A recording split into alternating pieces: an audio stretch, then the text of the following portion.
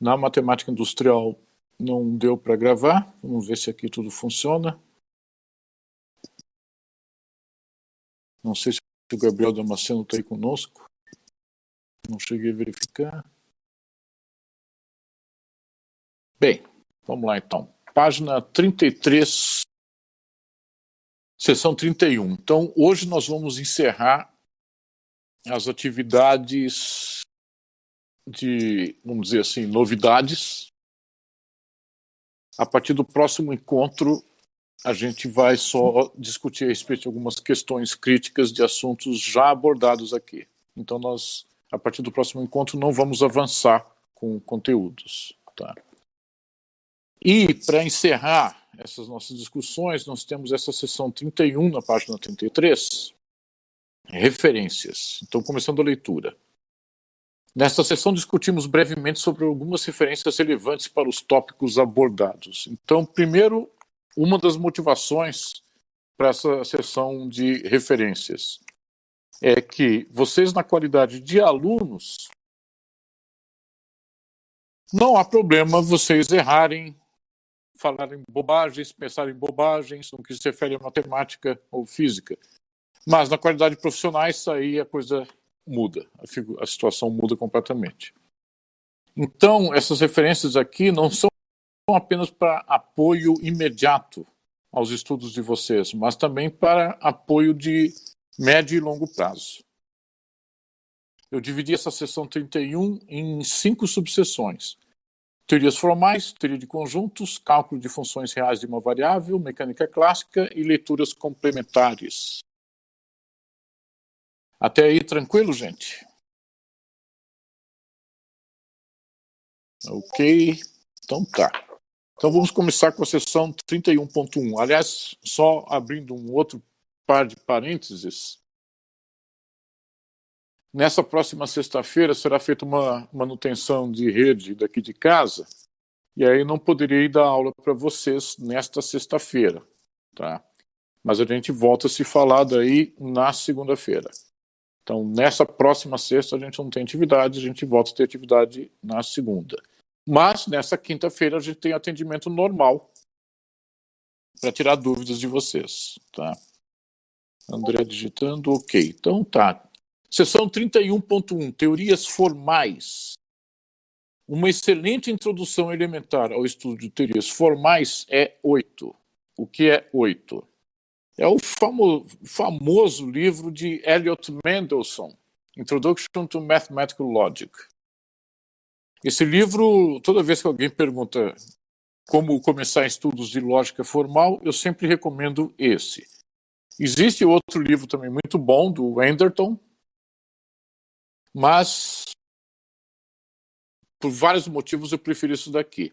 E aí, notar o seguinte, ver o que está escrito na seção 31.1. Na mesma obra, há uma detalhada discussão sobre a teoria de conjuntos NBG, a qual admite a existência de classes próprias. Então, para aqueles de vocês que têm interesse em um conhecimento detalhado a respeito de como funcionam essas tais das classes próprias, esse livro do Mendelssohn é sensacional. Algo extremamente importante sobre esse livro, vamos ver. Estava com a cabeça em outro lugar, quase esqueci da aula. Ok, Gabriel. E agora, está com a cabeça no lugar? Porque acho que então você não deve ter ouvido aí que a gravação da turma de matemática industrial não deu certo hoje. Eu estou tentando gravar aqui. Se você conseguir botar para gravar aqui, melhor. Tranquilo aí, Gabriel? Ah, legal. Legal. Danke. Então, ok. Então, em relação a esse livro do Mendelssohn, o pré-requisito para ler esse livro é saber ler inglês. Esse é um livro sensacional porque o autor parte do pressuposto de que o leitor não tem familiaridade alguma, nem com teorias formais, nem com teoria de conjuntos, não sabe nada, é um completo analfabeto, só sabe ler inglês. Então o livro parte do pressuposto de que não precisa de pré-requisitos, a não ser saber ler, e essa obra já passou por muitas revisões, então, de preferência, vocês pegarem as edições mais recentes, a última ou a penúltima edição. É um texto extremamente didático, repleto de exemplos, repleto de exercícios, incluindo aplicações de lógica em circuitos elétricos. Isso aparece logo no início do livro. Então, o livro parte do pressuposto que o leitor não sabe nada e chega em tópicos extremamente avançados, como funções recursivas e computabilidade. Observar vocês que, em vários momentos, eu mencionei a respeito de funções recursivas, mas, a rigor, em momento algum, eu de fato defini para vocês o que são funções recursivas. A definição de recursividade é algo meio complicadinho. E esse livro trata desse assunto também. Então, essa é a primeira recomendação. Tranquilo até aí, gente? Ok. Então, tá bom. Seção 31.2. Teoria de conjuntos. Então, para um primeiro contato com teoria ingênua de conjuntos, recomendamos 9. O que é 9? 9 é esse outro livro que eu também recomendo com frequência, de Shane e Verstegen, Basic Set Theory. Isso é uma tradução para o inglês do original em russo.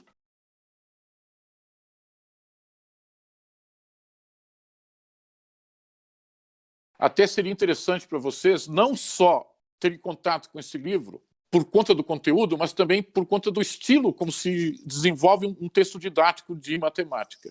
Que o estilo russo de ensinar matemática é bem diferente, através de livros, é bem diferente do estilo brasileiro, que, por sinal, é muito parecido com o estilo americano. Então, são muito comuns livros de matemática, tanto em português quanto em inglês, muito volumosos, muito grandes. Os russos não gostam muito disso, eles gostam de livros pequenos. Tá? Até existe um ditado que quanto menor o livro, melhor.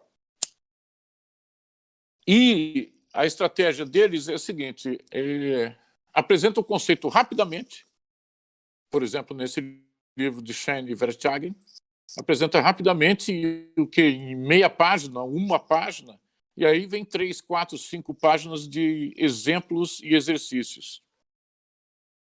Então, é uma maneira muito rápida da pessoa aprender. Tanto é que esse livro, Basic Set Theory, ele tem menos de 100 páginas. Só que ele trata a teoria de conjuntos de um ponto de vista intuitivo, não é uma abordagem formal.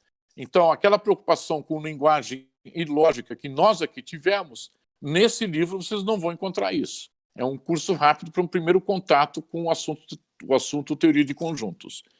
Mas mesmo abordando teoria de conjuntos de um ponto de vista intuitivo, chega a discutir coisas como fórmulas equivalentes ao axioma da escolha, em teorias formais de conjuntos. Então, também é um texto que parte do pressuposto que o leitor não tem familiaridade com os assuntos e, usando uma abordagem muito didática, avança rapidamente nos conceitos. Continuando a leitura da seção 31.2. Para um primeiro contato com a teoria de Zermelo-Fraenkel, ver 6. Então, esse 6 é o livro Set Theory, de Thomas Jack. Também é um livro muito famoso. Esse, ao contrário do livro de Shane Verstegen, é muito volumoso, tem centenas de páginas. Não é um texto didático. O livro de Thomas Jack não é nada didático, pelo contrário, o autor, com muita frequência, ele deixa muitas lacunas. Então, se a pessoa for estudar a teoria de conjuntos de Zermelo-Fraenkel, que daí é uma teoria formal de conjuntos, formal axiomática, que é diferente da abordagem de Shane e Verstegen. Então, se for estudar Zermelo-Fraenkel pelo livro de Thomas Jack, sem um acompanhamento de algum orientador, algum professor, para o aluno é muito difícil. Então, existem duas maneiras de contornar essa dificuldade. Uma é você, se tiver interesse no assunto, eu só estou colocando à disposição coisas que podem ser de interesse. Então, se houver interesse no assunto, o primeiro contato com o livro do Mendelssohn é muito mais adequado, que daí a pessoa já passa a ter familiaridade com o conceito de teorias formais. Já o livro do Gerr, que trata especificamente de Zermelo Fraenkel, coisa que vocês não vão encontrar no livro do Mendelssohn, ele parte do pressuposto que o leitor tem bastante familiaridade com linguagens formais. Tá?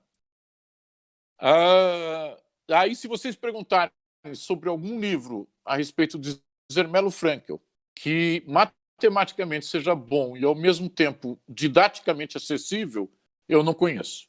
Se algum de vocês descobrir algum livro assim, me fala, porque eu realmente não conheço. É esquisito, mas livros sobre Zermelo Fraenkel, apesar de Zermelo Fraenkel ser a mais popular teoria de conjuntos, em geral, não são fáceis de ler. Tá? Eu recomendo isso daqui porque a abordagem que Thomas Gerr dá para o assunto é muito ampla e permite a pessoa avançar em assuntos extremamente sofisticados em outras obras. Obras que tratam, por exemplo, de cardinais fortemente inacessíveis, que é um tópico apenas mencionado no livro do Thomas Gerr. Até aí tá ok, gente? Ou seja, moral da história, se alguém quiser estudar os conteúdos do livro do Gerr, de duas uma, ou arruma algum professor, orientador, que realmente ajude, ou procura contato primeiro com o livro do Mendelssohn. Até aí, tranquilo?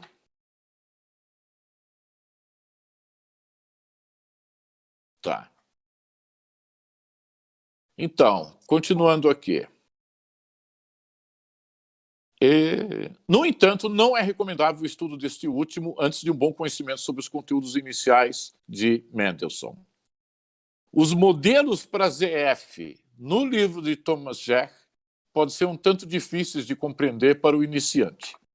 Nesse sentido, é recomendável uma boa leitura de para entender os propósitos de teoria de modelos. Então, essa referência 1 é uma daquelas coisas que até hoje eu não consigo entender porque não aparece em livros citações a esse artigo da referência 1. É um artigo de 1978, de 4 páginas. O texto tem meras 4 páginas e é perfeitamente acessível para quem está iniciando estudos de matemática. Então, para a pessoa que está começando a ter os primeiros contatos com teoria de conjuntos, com aqueles axiomas de Zermelo Fraenkel, que eu mostrei só os axiomas iniciais para vocês, mostrei o axioma do vazio, da potência. Nesse artigo do Eben Lamarck tem também o axioma da união. Então, esse artigo é da mais alta importância porque, por um lado, ele é muito acessível, está disponível, vocês encontram facilmente em PDF na internet, é só digitar lá os dados, tá todos os dados aqui do artigo. É perfeitamente acessível para vocês e ajuda a entender de uma maneira muito rápida e elegante o papel de teoria de modelos para compreender teoria de conjuntos. Porque isso é algo essencial para vocês compreenderem.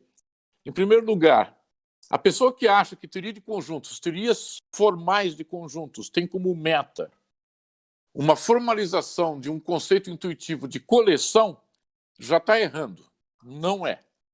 A ideia de teoria de conjuntos, o foco de teoria de conjuntos, não é qualquer visão intuitiva que fulano ou beltrano tem a respeito do que deve ser uma coleção ou um conjunto.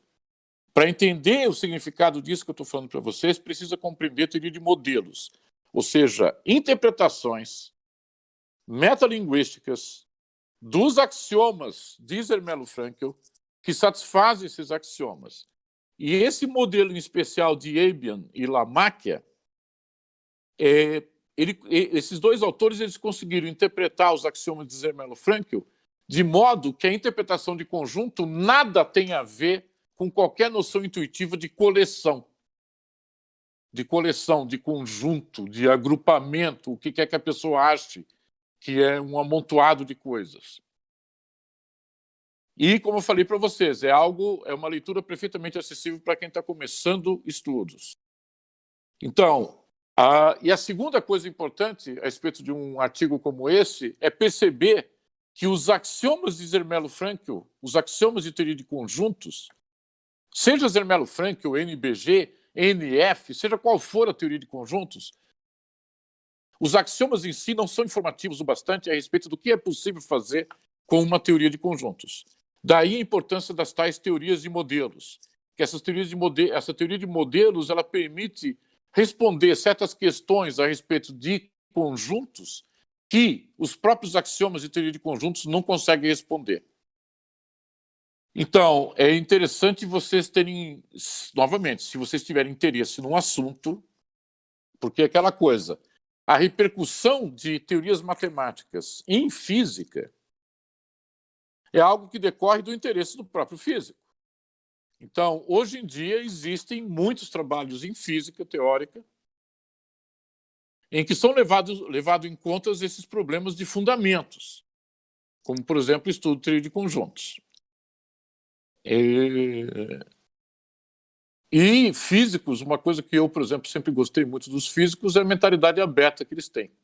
Então, eu já vi, por exemplo, propostas de físicos para introduzir em teoria de conjuntos, onde não vale o axioma da regularidade, para ajudar a entender a estrutura da matéria.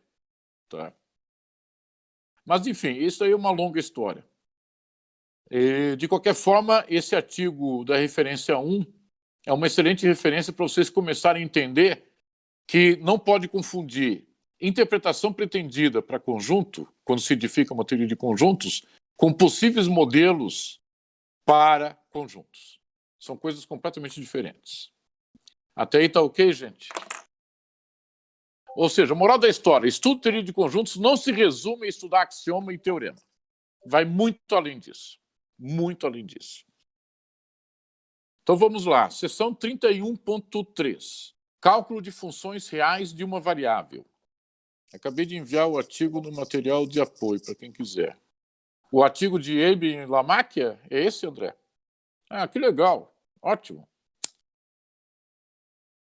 É um artigo muito bonitinho. Inclusive, André, se você quiser ler, ou qualquer um dos demais quiser ler o artigo, e qualquer dificuldade que encontre para entender o que está escrito lá, é só conversar e a gente vai trocando ideias aí, tá bom? Então, seção 31.3, cálculo de funções reais de uma variável. Para uma abordagem intuitiva, 12. Esse 12 é o livro de Earl Solkowski, Cálculo com Geometria Analítica, volume 1. Foi um livro de cálculo usado durante muito tempo em várias universidades aqui do nosso país. É uma tradução de original em inglês, tradução para o português. Aqui eu coloquei uma edição de 1994. Esse livro já está fora de catálogo faz muito tempo. Mas se vocês puderem encontrar edições mais antigas do que essa de 94, é um fenômeno exatamente o oposto do Mendelssohn. O Mendelssohn, quanto mais novas edições do livro dele, melhor. Já o Solkowski, quanto mais antiga, melhor. As últimas edições do Solkowski sofreram por certas alterações que comprometem bastante a compreensão, principalmente do teorema fundamental do cálculo. Então, esse livro do Solkowski, do ponto de vista matemático, ele não é tão rigoroso. Não é uma obra que foi escrita para quem tem interesse em matemática mesmo. É uma obra que foi escrita para quem tem interesse em simplesmente aplicar o cálculo diferencial integral, como, por exemplo, físicos e engenheiros. Tá? Então, é um livro que, do ponto de vista intuitivo, é muito bom. Ele facilita muito para a pessoa começar a desenvolver intuições a respeito do que significam limite, derivada, integral de Riemann, aqueles conceitos que são essenciais para o cálculo padrão. Mas, continuando a leitura do 31.3, para um tratamento mais próximo da análise matemática, 4. Então, a referência 4 é um livro originalmente em português, de Hamilton Guidorizi, um curso de cálculo, volume 1. Esse não é tradução, esse é original em português. É um dos poucos livros originalmente em português na área de matemática que realmente vale a pena. Tanto o Guidurizi quanto o Sokovsky, os dois tratam do mesmo assunto, cálculo diferencial integral, com foco em funções reais de uma variável. Só que o Guidurizi, do ponto de vista matemático, é muito mais rigoroso do que o Sokovsky. Então, qualquer carência que a pessoa que está estudando sinta do ponto de vista matemático, o Guidurizi preenche essa carência. Só que o Guidurizi, do ponto de vista intuitivo, é um completo zero à esquerda. Então, o Guidurizi não tem a mínima preocupação de facilitar a vida de quem está lendo para criar uma intuição a respeito dos conceitos envolvidos, que são principalmente limite, derivada e integral. Então, o que ganha em um livro, perde em outro. Por isso que é interessante, quando vocês forem estudar qualquer tema que seja ligado à matemática, não ficarem presos a um só livro. Tá? Então, nesse sentido, o Guidurizi e o Sokovsky complementam um ao outro.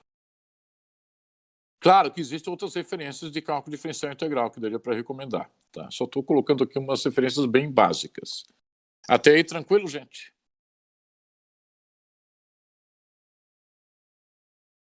Ok, tá.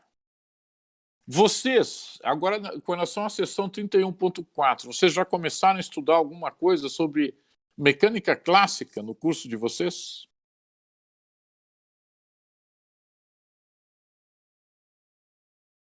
Não, não. Tá.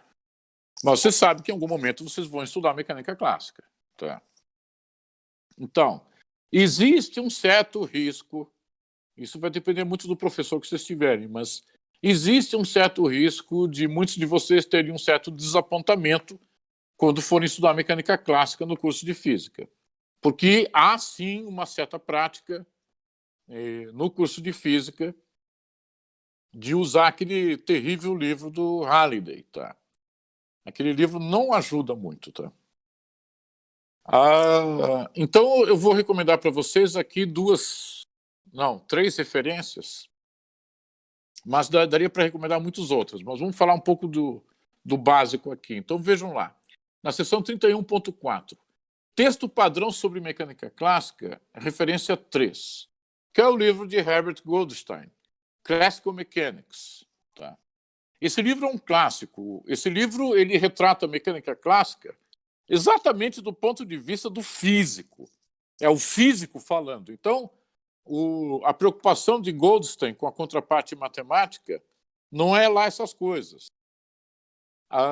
Mas do ponto de vista físico, para oferecer uma visão intuitiva de por que faz conta de um jeito, conta aquele jeito, formulação hamiltoniana versus formulação newtoniana versus formulação lagrangiana, todas essas discussões vocês encontram no livro do Goldstein. É uma pérola esse livro. Mas, claro, não é suficiente. Então, por isso, a gente, continuando a leitura, tratamento para a mecânica clássica como uma teoria de campos, referência 2. Então, Vladimir Arnold, nesse livro Mathematical Methods of Classical Mechanics, ele dá um tratamento para a mecânica clássica completamente diferente do livro do Goldstein, completamente diferente. Só que para entender aquilo que Arnold apresenta, aliás, diga-se de passagem, Arnold foi um grande matemático russo, tá? Para vocês entenderem o livro do Arnold, vocês, infelizmente, precisam de bastante familiaridade com geometria diferencial. Eu não sei se vocês no curso estudam geometria diferencial ou não, mas caso não saibam, não dá para estudar teoria de campos, nem teoria de campos clássica, nem teoria de campos quânticos, sem conhecer geometria diferencial. Tá? Principalmente a teoria de campos clássica emprega muito geometria diferencial. E o livro do Arnold trata a mecânica clássica, do ponto de vista matemático, como se fosse uma teoria de campos. É uma coisa muito curiosa o que ele faz. Então, para estudar, por exemplo, mecânica dos meios contínuos, que é algo muito diferente de mecânica de partículas, o livro do Arnold é outra pérola, outra referência obrigatória para vocês. Então, isso é um negócio interessante, vocês perceberem que na literatura existem livros que tratam do mesmo assunto, mecânica clássica, mas ainda assim com abordagens completamente diferentes uma da outra. E aí, continuando na 31.4, para uma visão histórica e filosófica sobre o conceito de massa em diferentes teorias da física, referência 5.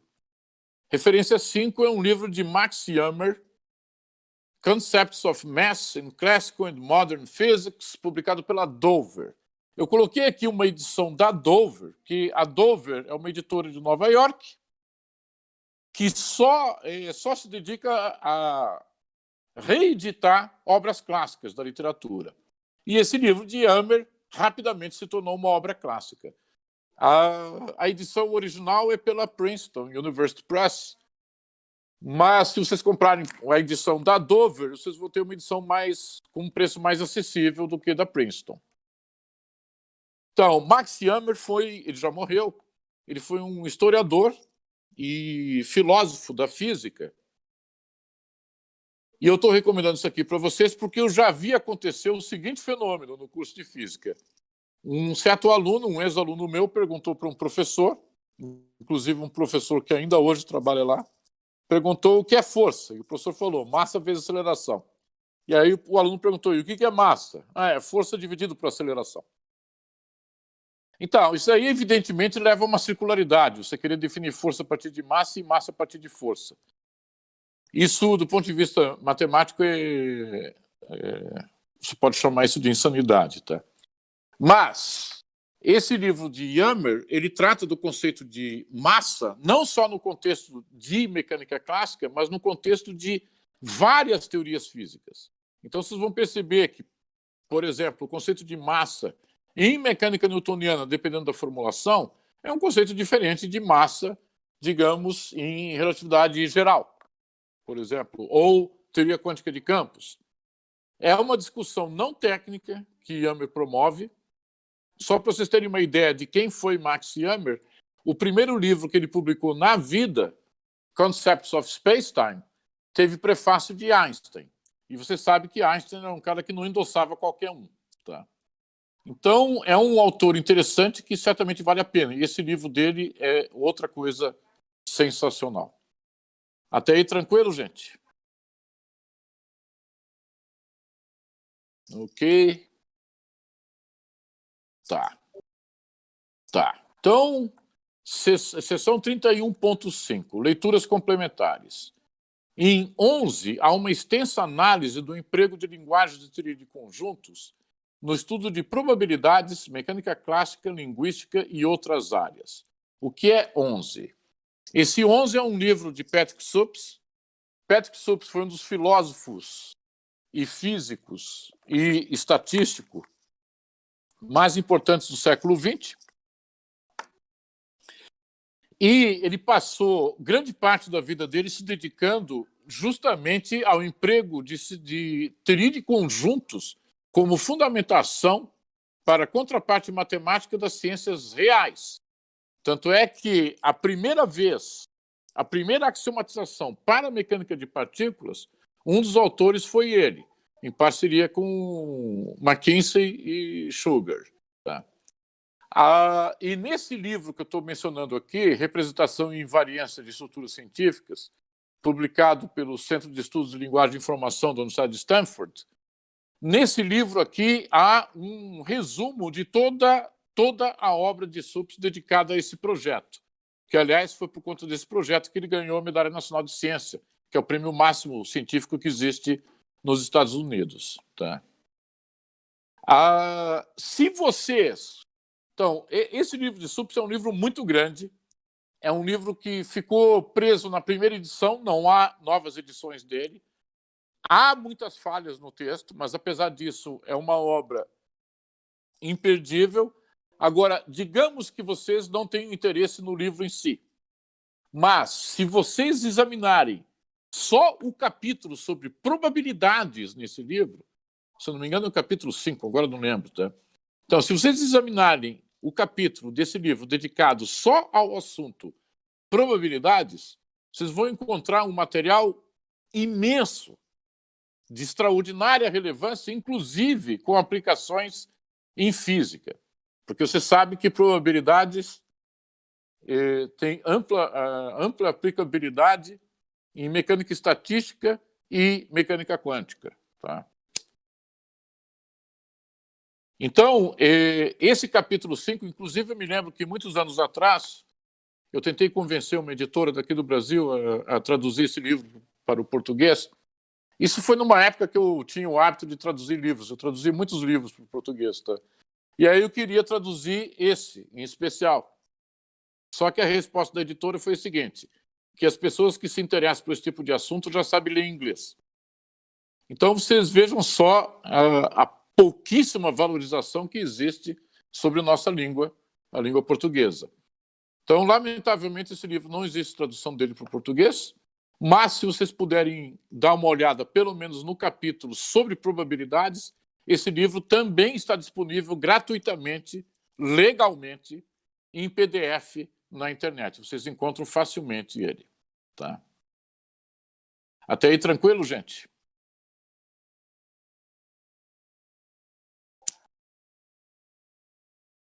Ok, isso sem falar em outras aplicações que o SUPS faz.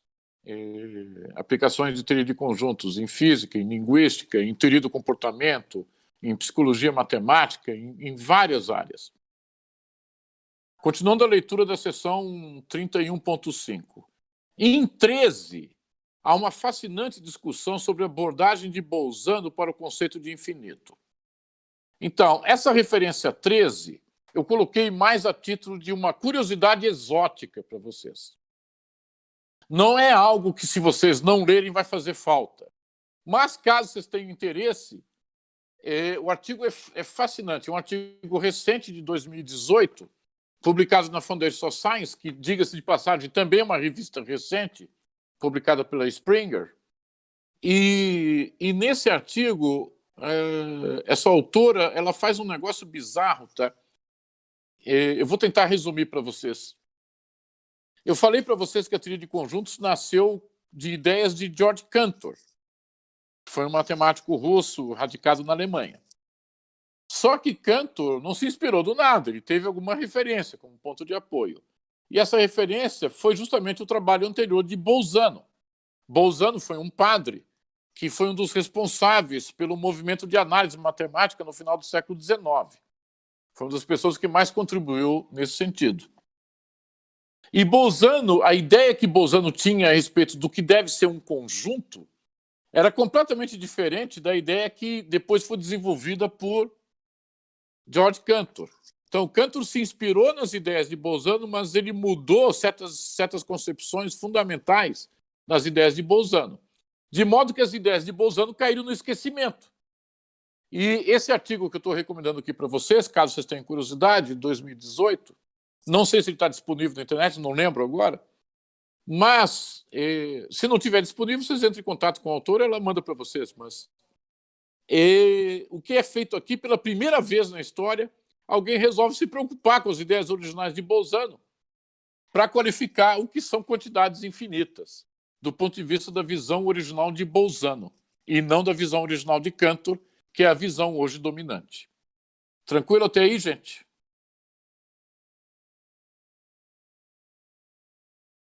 Ok.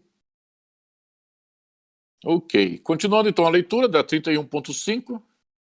O artigo de divulgação científica 10 oferece uma extraordinária visão sobre parte do impacto da teoria de conjuntos em análise matemática.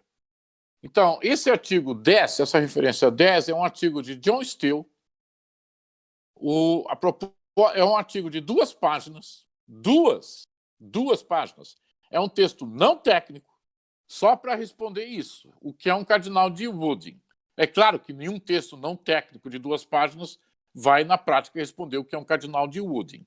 Mas o objetivo de John Steele nesse artigo é motivar o leitor a perceber como questões relativas a fundamentos da matemática têm impacto prático. Então, vejam só. Vocês, por exemplo, digamos que venham no futuro a estudar a mecânica dos contínuos. Se vocês forem mecânica dos meios contínuos, se vocês forem estudar a mecânica dos meios contínuos, vocês vão ter que trabalhar com conjuntos de Borel. Vocês vão ter que trabalhar com o conceito de conjuntos mensuráveis, no sentido de Lebesgue. Vocês vão ter que conhecer a teoria de medida de Lebesgue. E aí, uma das características bizarras da formulação usual de teoria de conjuntos é que em Zermelo-Fraenkel, por exemplo, não é possível determinar a medida de Lebesgue de todo e qualquer conjunto. De todo e qualquer conjunto de números reais. Simplesmente não é possível. É possível em várias situações, mas não em toda e qualquer situação. E aí, para permitir a aplicação de medida de Lebesgue, nem que seja para aplicações de física, por exemplo, a pessoa precisa, sim, de um axioma extra em Zermelo-Fraenkel, chamado o axioma que garante a existência de cardinal de Woodin. É claro, eu não vou dar para vocês detalhes do que é o cardinal de Woodin, só vou dizer para vocês o seguinte, é uma coisa muito grande, muito, muito grande. Tá? E isso mostra que mesmo a pessoa preocupada com questões meramente formais, de fundamentos da matemática, essas preocupações elas vão ter reflexos em situações práticas de aplicação, porque é justamente essa ferramenta da análise matemática, em especial teoria da medida, que interessa para várias aplicações, inclusive em física, como, por exemplo, mecânica dos meios contínuos. Tá? Então, e outra observação, esse artigo de John Steele, ele publicou no Notices of the American Mathematical Society. Isso é um periódico, a Notices é um periódico da Sociedade Americana de Matemática, em que todos os artigos são não técnicos. O objetivo dessa revista é simplesmente colocar as pessoas a par do estado de arte da matemática de hoje, o que se faz em matemática hoje em dia, incluindo, obviamente, vez ou outra, aplicações em áreas de ciências reais, como física, biologia, economia, várias áreas. Então, acompanhar as novidades de uma revista como essa é sempre uma boa ideia. Tá? Até aí, tranquilo, gente?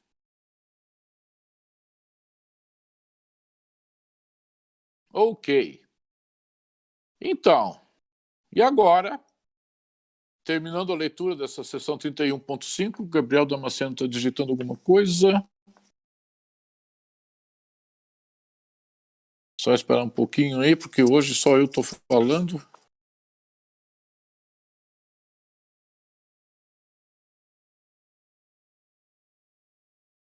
Ia falar, ok, mas perdi o timing. Não tem problema. Aqui a gente não se preocupa com timing. Diga aí, Gabriel, qual que é a preocupação?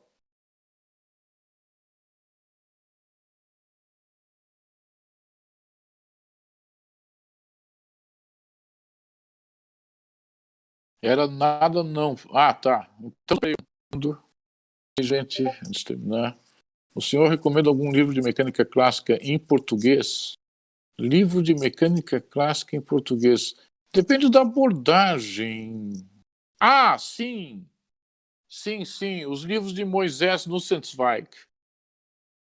Os livros de Moisés Nussenzweig são todos ótimos. Tá? Eles dão uma visão muito boa. Quer ver? Deixa eu passar aqui. Deixa eu achar um link. Quer ver? Olha só.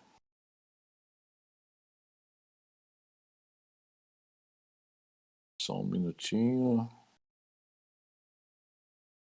Então, vou colocar aqui.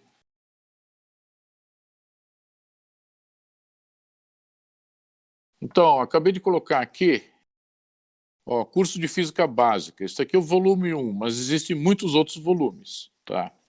Moisés Nussenzweig é um desses físicos brasileiros que conseguiu conquistar uma ótima reputação lá fora. Tá? E ele é autor de uns livros de física básica.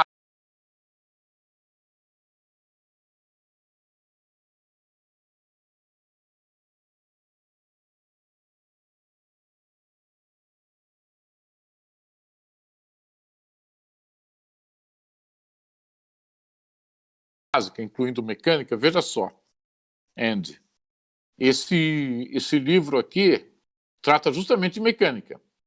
Então, o Nussenzweig, claro, a preocupação dele não é a parte matemática, mas a parte física dele é algo lindo demais. Tá?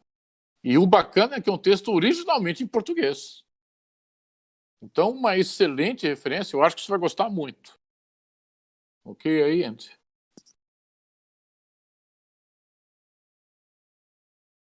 Tá. E, claro, tem aquelas lectures de Feynman, aquele Feynman Lectures, deixa eu colocar aqui, não vou colocar link, peraí. As famosas Feynman Lectures são notas de aula, são textos, livros escritos por Richard Feynman, foi prêmio Nobel em Física, e ele também era um expositor absolutamente brilhante. Não são textos originalmente em português, mas existe tradução para o português publicada, se eu não me engano, pela Livraria da Física da USP. Tá? Então, é outra referência também sensacional, inclusive para a mecânica clássica. Tá bom? Então, continuando aqui, ó. Continuando a 31.5. Vamos ver aqui, só um minutinho. Os 3 volumes. Agora, os 3 volumes do quê? Do Feynman? Isso. Sim. Os 3, exatamente. Tá bom? Então, continuando o 31.5, em 7, há uma proposta para privilegiar o emprego de funções no estudo de matemática. Esse 7 também, nesse caso aqui, essa referência 7 é mais uma curiosidade histórica para vocês, que talvez sirva de motivação para vocês perceberem o papel da matemática em matemática e em matemática aplicada, incluindo física teórica. Felix Klein foi também um brilhante matemático e um brilhante expositor, e nesse livro dele aqui, Matemática Elementar de um Ponto de Vista Superior, volume 1, ele defende a tese de que deveria haver uma preocupação maior no ensino. Ele não está preocupado do ponto de vista matemático só, ele está preocupado com o ponto de vista de ensino também, mas que deveria haver uma preocupação maior, mais focada no ensino, a funções do que conjuntos. Tá? Então, vejam só, eu procurei fundamentar o conceito de função para vocês via conjunto nessas aulas, porque é a abordagem usual. Então, essa visão de Felix Klein não é abordagem usual, mas ainda assim uma visão que pode servir de motivação. Tá? Então, é isso, gente. É isso aqui que eu queria colocar para vocês. Essas 13 referências. Por exemplo, o livro do Arnold é uma daquelas coisas que vocês só vão poder apreciar daqui a alguns anos, dependendo do rumo que vocês seguirem. Tá? Então, não é coisa assim imediatista, que é para longo termo mesmo. Feito aí, gente da Terra.